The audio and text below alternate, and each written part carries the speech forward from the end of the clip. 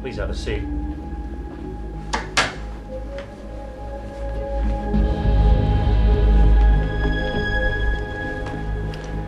Thank you for agreeing to attend this meeting. My name is Glenn Fleischman from Fleischman, New York, and I specialize in the investigation of financial irregularities. This is Kate Jackson, the PwC Global Independence Office, and Sean Roberts from PwC UK's Office of General Counsel, who I understand contacted you earlier this week with respect to this investigation. Investigation? What investigation? You make it sound These are my colleagues Gina Ross and Donald Johnson from Williams and Grace will be taking verbatim notes throughout this interview. So that we have only one set of notes, we request that you make no notes during today's proceedings. You should consider that all documents we refer to in any notes taken during this interview can be requested by the firm's regulators. You've been invited here today because the UK Ethics and Independence partner of this firm recently met with the Audit Inspection Unit to discuss some queries raised by them. In reference to these, it appears as if there have been a number of potential breaches relating to personal independence for a number of PwC UK partners and senior staff members. But the initial assessment was that this could involve some US and UK listed clients and some partners and staff, including their spouse or cohabitee and their dependents. Listen, PwC has retained our two law firms to undertake this investigation. Accordingly, this interview takes place under attorney-client privilege. But you should realize, as I indicated, the firm could waive that privilege. I've been investigating for about a week now, and your name has featured in some of the massive documentation and emails provided to us by the UK Independence team. We'd like to ask you a series of questions concerning these documents. Well, that's fine. Fire away. I wonder whether at the time you thought it may present a problem. Did you think to seek any advice on this matter? I have no idea what you're talking about. This is a record of a compliance helpline call taken on 12th of November 2003 by Susan Gibbs, a member of the Compliance Independence team.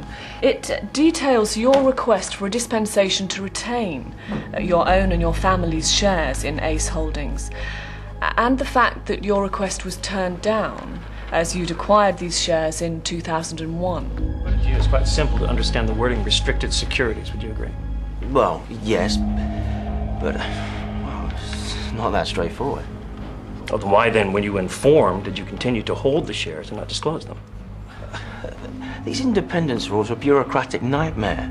I don't pay that much attention to them because I just give tax advice. Instructions for using the global portfolio system were issued to all partners, practice staff who are manager grade or above, and support directors in October 2002. It stated clearly that all equity and some other investments needed to be logged. Do you recall receiving those instructions? No, but I am fully aware of what is required. Here's a copy of the instructions sent to you and a receipt showing that you opened the email on the 5th of October 2002. Can you explain why you didn't follow these instructions? No, I did follow the instructions, I think.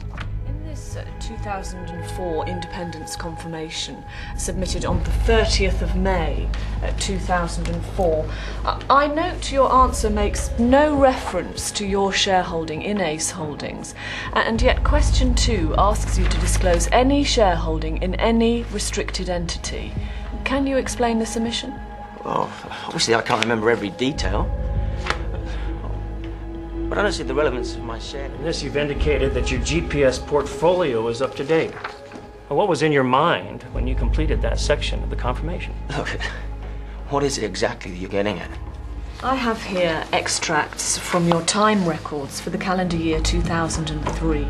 These show that you charged a substantial amount of time to the tax advice code for Brooklands Auto Parts Limited. Yes, one of my clients, so what?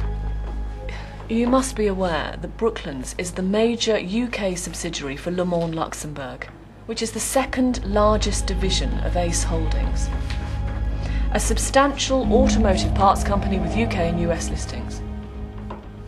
Ace Holdings is an audit client of the firm and on the restricted list along with its subsidiaries. You realise that?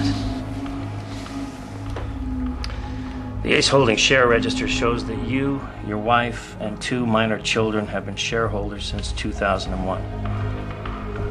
If your GPS entry in 2004, independence confirmation are true and accurate, how can this be? Well, I knew it was a client of the firm. I wasn't dealing with them directly. Well, I thought I was okay to hold on to my investment as I didn't work on the client. Also, my wife did not want to sell her shares. And did you know that it was contrary to the firm's rules? No. Well, yes. But everyone in our office knows that the rules go too far. They're ridiculous.